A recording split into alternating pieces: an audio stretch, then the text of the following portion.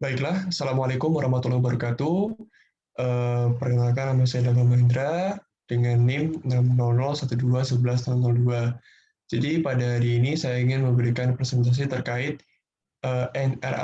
NRCP 151 dengan judulnya Structural Shielding Design dan Evaluation for Mega Voltage X and Gamma Ray Radiotherapy Facilities.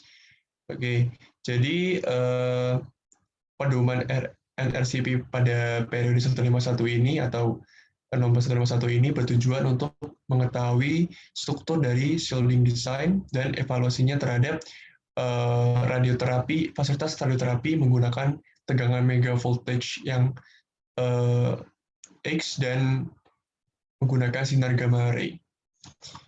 Selanjutnya, sejarah. Jadi sebelum ada perkembangan NRCP dengan nomor-nomor lainnya, untuk basis menggunakan struktural ini didasari oleh NRCP 49 tahun 76, di mana sebagai pedoman dasar untuk desain evaluasi fasilitas radioterapi medis dan menggunakan sinar X dan sinar gamma dengan dasaran di atas energi 10 mega elektron volt. Nah, kemudian selang 30 tahun selanjutnya tercipta pembaruan-pembaruan untuk memodifikasi tingkat keamanan pada penggunaan instalasi terapi atau fasilitas radioterapi ini, di mana juga itu ada batasan untuk produksi atau penyerahan neutron saat terjadinya pencitraan pada radioterapi. Kemudian selanjutnya pembuatan ruangan atau fasilitas di instalasi atau fasilitas radioterapi sekarang menggunakan bahan material komposit. Jadi tujuannya sederhana, yaitu untuk meredam aktivitas radiasi sinar X dan sinar gamma, sehingga para pekerja maupun masyarakat umum yang memang notabene dekat dengan daerah tersebut tidak terdampak oleh sinar radiasi tersebut. Nah, selanjutnya di NRCP 151 ini ada banyak pembaruan. Jadi ada pengenalan terkait mesin energi ganda. Itu sistem dual, jadi dia membagi antara energi yang tinggi sama energi yang rendah. Kemudian peningkatan fasilitas dengan tambahan laminasi. Laminasi itu adalah tambahan untuk memperkuat pelindung supaya mendekris radiasi yang masuk atau maaf yang keluar dan tidak terkontrol secara radiasi itu kan tiba-tiba saja sudah terlepas dan menyebar kemana-mana, sehingga perlu adanya tambahan laminasi tadi. Kemudian ada modalitas baru dan prosedur khusus. Kemudian ada perbaikan metodologi perhitungan, penambahan dan perbaikan data, pertimbangan resolusi rata-rata persatuan waktu, pertimbangan khusus.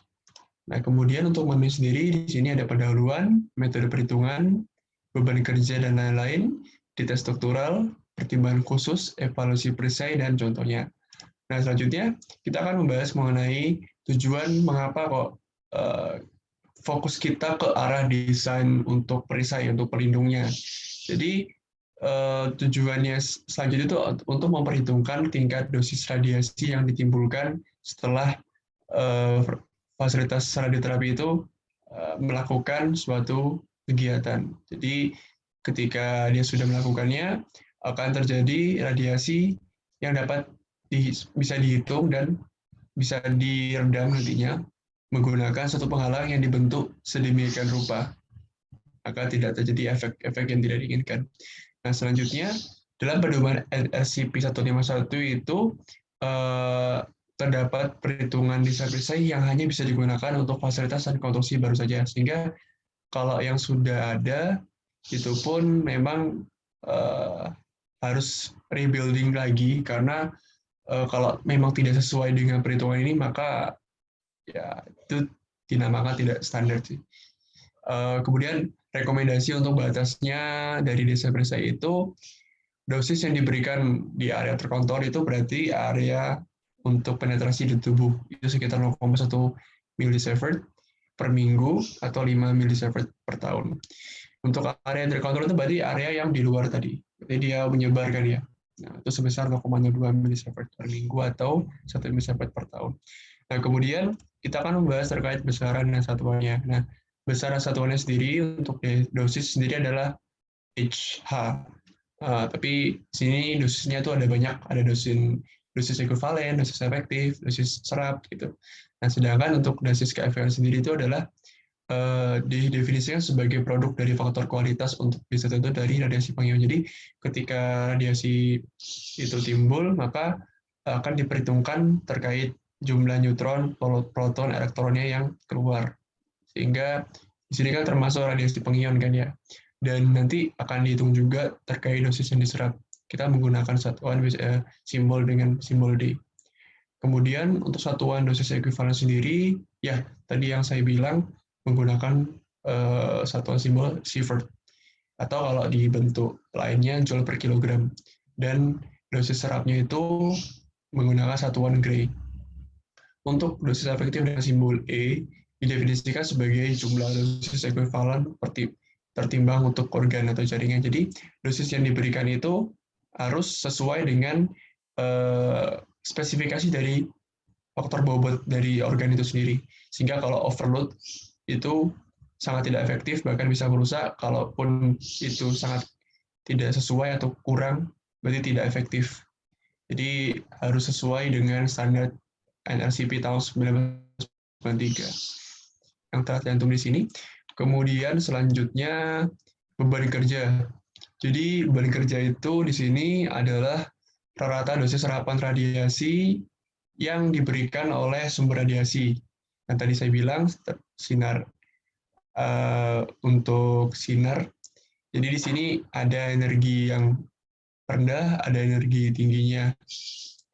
Nah, jadi untuk NCRP 49 itu yang mengatakan di angka 1000, untuk yang NSRP 51 ini dia mengatakan di angka 500. Dan di bawah ini juga beda sendiri. Jadi tiap tahun itu mesti ada evaluasi lagi. Nah, kemudian untuk perhitungannya menggunakan rumus samping seperti ini. Dan selanjutnya faktor IMRT, jadi ini semua masuk metode perhitungan juga.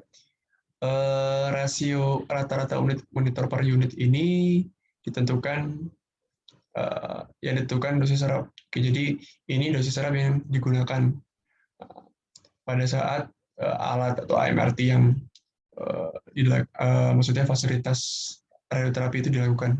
Jadi ada pengobatan secara MRT, ada juga yang konvensional. MRT ini berarti kan tadi kan radiasi pengion juga. Kalau konvensional itu juga ada selain X-ray maupun MRT. Jadi ada beberapa pilihan juga di sini. Jadi selanjutnya ada desain perisai atau barrier. Jadi ini pasien, kemudian ada barrier utamanya atau perisai utamanya, ini barrier kedua atau perisai kedua. Ini perhitungannya.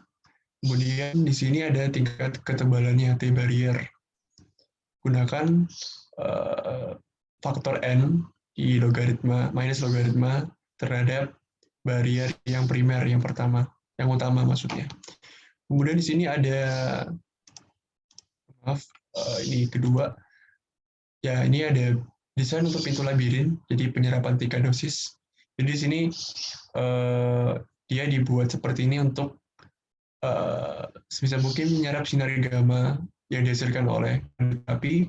Kemudian untuk perhitungannya seperti di bawah ini, dan untuk neutron pun seperti ini juga ada perhitungannya. Jadi semua komponen itu harus diserap agar tidak menimbulkan efek yang buruk tadi. Selanjutnya, ini untuk laminasi pintu labirin. Jadi dia berlapis-lapis supaya tidak terjadi hal yang tidak diinginkan, dan itu mendekrease nilai radiasi yang ditimbulkan. Selanjutnya, ini energi tinggi dan rendah pada radiasi. Mohon maaf, pada dosis radiasi ya. Jadi di sini. Lalu kemudian ada waktu rata-rata distribusi radiasi, atau mungkin tadi yang pertama saya bilang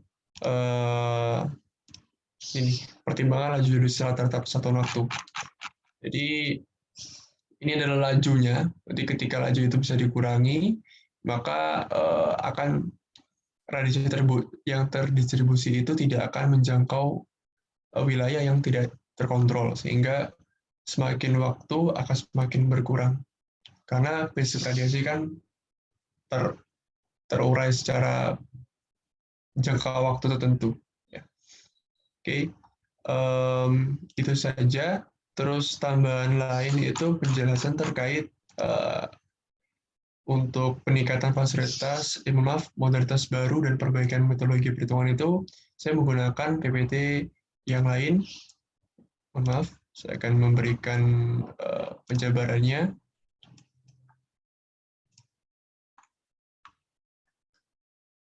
Lah, ya, di sini saya menggunakan PPT dari RSMI 2009 Lisbon. Jadi di sini hanya sebagai pelengkap saya saja. Nah, di sini ada new modalities. Jadi ada perbedaan modalities yang termasuk di sini ada penerapannya di robotik. Maksudnya tangan robot. Jadi mekanik tangan robotnya yang menggunakan energi 6 megavolt. Kemudian semuanya baterainya itu termasuk di dalam Shelly or Premium Paris. Jadi dan ini tidak fix ke senternya tengah. Lalu tomoterapi juga sama. Jadi semua tipikal ini menggunakan nilai 6 megavolt. Kemudian special produce-nya. Jadi ini special produce itu aturan khususnya. Jadi menggunakan emerald itu harus hanya pada area energi 6 megavolt, terus beban kerjanya itu harus lebih besar daripada yang primernya, terus dan lain-lain. Ya, jadi seperti ini. Untuk calculation metodenya itu, jadi ada 4 di sini, ada laminasi primer shielding, yang tadi saya bilang ada laminasi, kemudian ada refined calculation Dosh, ada itu tadi di maze yang door terkait pintu, jadi penyerapan dosis pada pintu, maaf. Jadi itu kemudian ada refined calculation to capture gamma tadi sudah ada, jadi di sinar gamma tadi sudah ada perhitungannya. Lalu, perlindungan langsung di pintu pada energi yang tinggi lux. Jadi,